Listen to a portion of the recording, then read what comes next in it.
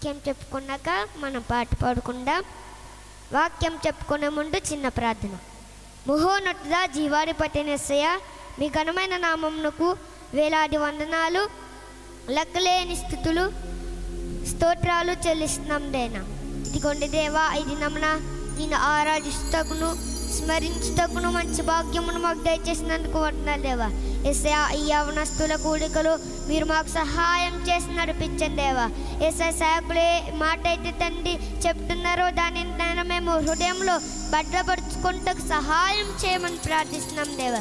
ఇప్పుడు తండ్రి నన్ను మేము వాక్యంలోకి వెళ్ళిపోతుండగా మీరు మాతో మాట్లాడమని ప్రార్థిస్తూ యేసు అతి పరిశుద్ధ నామములో ప్రార్థిస్తున్నాం తండ్రి, ఆమేన్.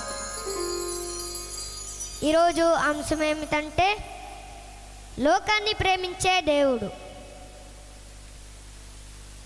యోహాను సువార్త. ప్రేమ, తల్లి ప్రేమ ఎలా ఉంటుందండి? ముందుగా మనల్ని చాలా ప్రేమిస్తుంది, కానీ మనం తప్పు చేసామనుకోండి మనల్ని గద్దిస్తాడు, శిక్షిస్తాడండి. అలాగే తండ్రి ప్రేమ అలాగ ఉంటుంది. మనం చదువుకోవాలని ఎంతో వస్తూ ఉంటుంది, దానికోసం ధనము తెస్తారు, మన కోసం ఫీజులు కొడతారు, మనకి ఏం కావాలంటే కొంటారు, ఇలా ఎన్నో చేస్తారండి. మనకు కావాల్సిన బట్టలు కొంటారు, అన్నిటినీ వారు కొంటారండి. కానీ ఈ తల్లిదండ్రుల ప్రేమ ఉందండి.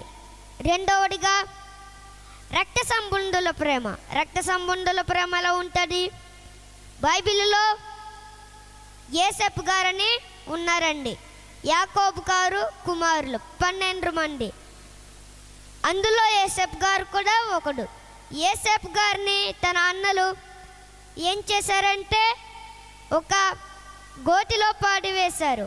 అప్పుడు గోతిలో పడివేసినప్పుడు వారు ఇజ్రాయేలీయులకి అమ్ముదామన్నారు, అమ్మేశారు. అమ్మినప్పుడు పొతిఫరు ఇంట్లో వారు ఉన్నారు. అప్పుడు పొతిఫరు ఇంట్లో ఉన్నప్పుడు పొతిఫరు అక్కడ నుంచి వేరే దేశానికి వెళ్ళినప్పుడు పొతిఫరు భార్య మీరు నాతో రండి సైనిస్తామన్నారు. కానీ యోసేపు ఏమన్నాడు? నేను రాను, నేను దేవుని దగ్గర ఉంటానన్నారు. పాపం నుంచి దూరంగా ఉన్నారు.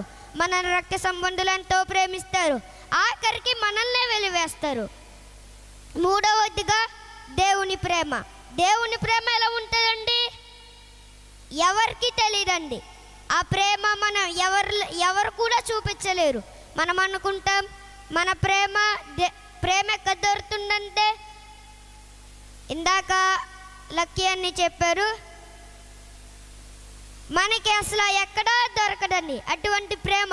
యేసుక్రీస్తు ప్రభువారు ఈ లోకానికి వచ్చారు, మనల్ని ఎంతో ప్రేమిస్తున్నారండి. మనల్ని కాదు, భూలోకంలో ఉన్న అందరినీ ప్రేమిస్తున్నారు. మనకి ఎంత కోట్లున్నా మనల్ని రక్షించలేవు. కోట్లుంటే ఆనందం వస్తుంది అనుకుంటారు, కొత్త బట్టలుంటే ఆనందం వస్తుంది అనుకుంటారు, ఇంకా కొత్త బిల్డింగు ఇంకా ఏవేవో ఉంటాయన్నీ ఆనందాన్ని ప్రేమని ఇస్తాయి అనుకుంటారు. కానీ ప్రేమ ధర్ము చూపించలేడు, ఏమీ చూపించలేవండి. యేసుక్రీస్తు ప్రభువారు ఒక్కడే చూపించగలరండి. గొప్ప ధనవంతుడు ఉన్నారండి.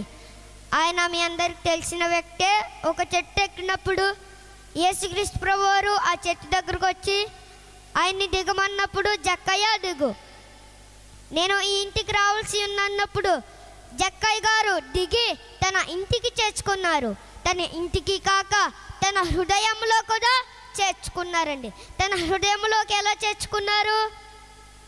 వారు మారుమనసు పొందారు, రక్షణ పొందారండి. ఆయన మారుమనసు పొందటం కాక తన కుటుంబంలో ఉన్న అనేక మందిని మార్చుకున్నారండి. తన కుటుంబాన్ని అంతటినీ మార్చుకున్నారు, సొంత రక్షకుగా అంగీకరించుకున్నారు. ఈ లోకంలో మనం చూస్తాం తల్లిదండ్రుల ప్రేమ ఎప్పటికైనా అలాగే ఉంటుంది. రక్త సంబంధుల ప్రేమ ఎప్పటికైనా విడిచిపెట్టే వెళ్ళాల్సింది ఆ రాజ్యానికి. కానీ దేవుని ప్రేమ నిరంతరము మనకు తోడై ఉంటుందండి. హల్లెలూయా. అలాంటి ప్రేమను మనం తీసుకోవాలంటే, చూడాలంటే యేసుక్రీస్తు ప్రభు గారి దగ్గరకు వస్తాం. ఆయన మన కొరకు సిలువ వేయబడ్డారు, సమాధి చేయబడ్డాడు, 3వ దినాన తిరిగి లేచారు. అటువంటి గొప్ప దేవుడు ఈ లోకంలో మనం చూస్తాం. ఎంతో వ్యక్తులు చనిపోతున్నారు, సమాధి చేయబడ్డారు. ఒక్కరన్నా లేపబడ్డారా? ఎవరిని నడితే ఒక్కడు కూడా లేపబడలేదంటారు. ఎవరు లేపబడ్డారు? యేసుక్రీస్తు ప్రభువారు ఒక్కలే లేపబడ్డారు. అటువంటి గొప్ప దేవుడు. ఆయన రాజ్యాలకు వెళ్ళాలంటే యేసుక్రీస్తు ప్రభువారు దంపుకుందాం. ఆయన రాజ్యం సుందరమైన రాజ్యం అండి. ఆ రాజ్యంలో ఆకలి దప్పులు ఉండవు, వ్యాధి దప్పులు ఉండవు, ఇంకా మనకి అక్కడ ఏ రోగం ఉండదండి. నిరంతరం స్తుతించటమేనండి మన పని. అటువంటి రాజ్యంకి వెళ్ళాలంటే యేసుక్రీస్తు ప్రభువారిని సొంత రక్షకుడిగా అంగీకరించుకుందాం. మీ కొరకు చిన్న ప్రార్థన. మహోన్నతుడా, జీవాధిపతినేసే మీ ఘనమైన నామమునకు వందనాలు దేవా. ఇదిగోండి దేవా నాయన, నిన్ను ఆరాధించటకు మంచి భాగ్యాన్ని ఇచ్చారు దేవా. మీరు మాతో మాట్లాడినందుకే వందనాలైనా. సేవకులు చెప్పే వాక్యంని మా హృదయంలో భద్రపరుచుకుంటకు సహాయం చేయమని ప్రార్థిస్తూ యేసు నామములో అడుగుచున్నాం తండ్రి. పాట పాడుకుంటే నామం మహింపరుద్దాం. ట్రాక్ పెట్టుకుంటావా? అవసరం లేదా?